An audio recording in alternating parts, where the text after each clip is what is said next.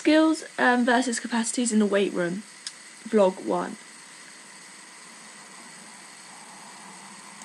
Before we explore the skills and capacity deficits in the athletes that I have chosen, let's look at the difference between a skill and a capacity. So firstly, a skill is sort of the ability to utilise our capacities to perform a specific movement that we are given. It is the construction of appropriate attractor states that allow us to perform the correct movements. Whereas a capacity sort of involves structures and functions of the athlete's body. So it can include stuff like cross-sectional area, tendon qualities, reflex sensitivity. The first weight room exercise I will be looking at will be the back squat. And my first athlete to perform back squat is a England under-18 rugby player. I asked my athlete to perform 3 back squats. Initially, when looking at the back squat, you can see that he has a hyperextension of the lumbar spine, which is clearly shown here on the side view and also from the rear view.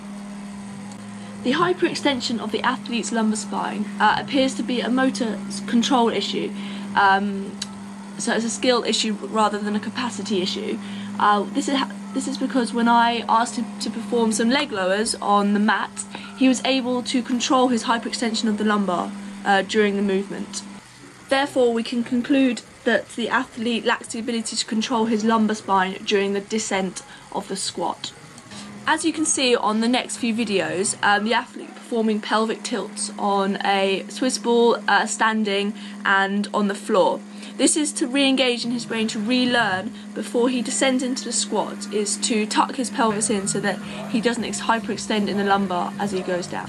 I've also added a video on here of the athlete performing a shoulder press, just to reinforce that that pelvic tucking in that he needs to do before he performs a movement to stop his lumbar hyperextending, and you can see in the shoulder press that here he can control his lumbar extension.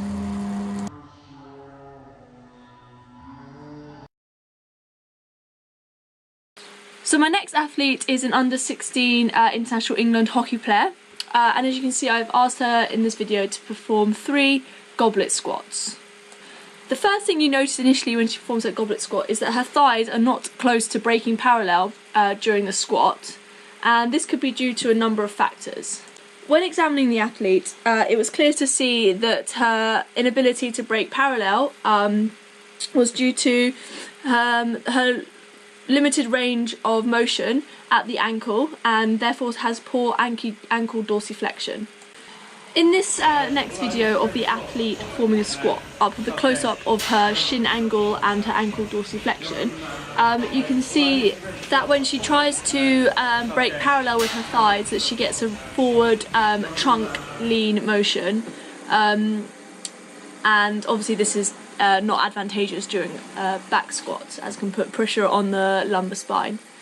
To demonstrate the athlete's lack of ankle dorsiflexion, I asked her to perform a knee-to-wall test to see what the distance was that she could get to.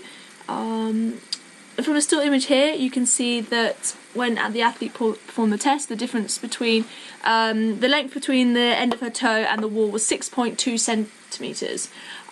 Literature has actually suggested that a desirable amount is 10 centimetres, and then you can see here that the athlete is 4 centimetres off that.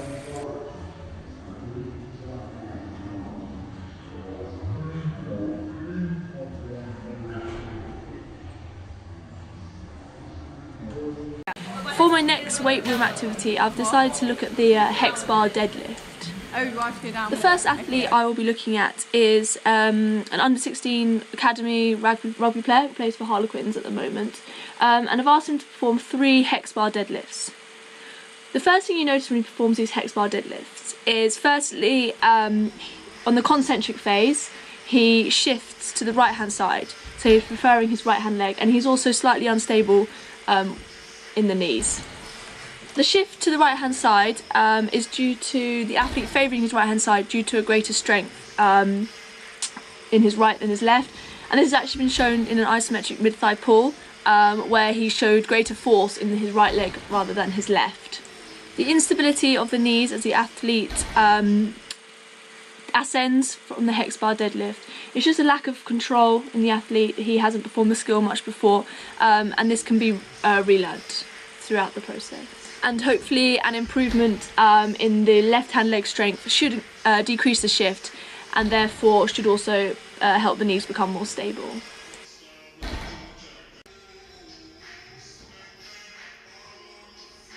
In terms of corrective exercises, you can see in this next clip that I have chosen a B hex bar deadlift for the athlete to use.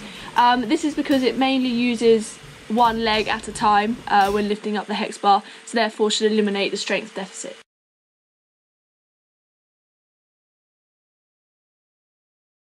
My final athlete is again a rugby player, but he is just a school player. I've also asked him to perform the hex bar deadlift. When he performs it, you can see that he lacks thoracic extension when he's at the bottom of the hex bar, so just before he ascends. In terms of corrective exercises to help with thoracic extension, as you can see on this slide, one that I would typically use is foam rolling with the legs up against the wall. This can help mobilise the thoracic and help with extension. The reason for putting your feet on the wall is just to eliminate lumbar assistance during the foam rolling.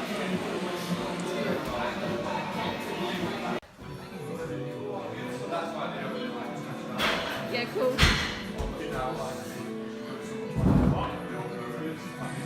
In conclusion, summarising what we have seen, we've seen a capacity issue in the hex bar being a thoracic extension, a skill issue being the shifting over to the right during the hex bar lift, which is sort of a motor control strength deficit. When we're looking at the back squat, so the capacity deficit or issue that was lacking in the athlete was the inability to dorsiflex at the ankle, so reduced range of motion at the ankle, and therefore unable to perform the squat breaking parallel, and also there was also a forward trunk lean of when the athlete performed the squat.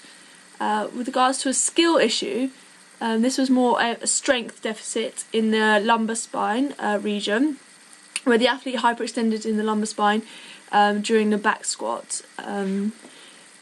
From this, it's also important to note that even though there are both skill and capacity issues, they can all be corrected through corrective exercises, which either involve foam rolling, relearning the pelvic tilt to perform for the squat, or improving strength.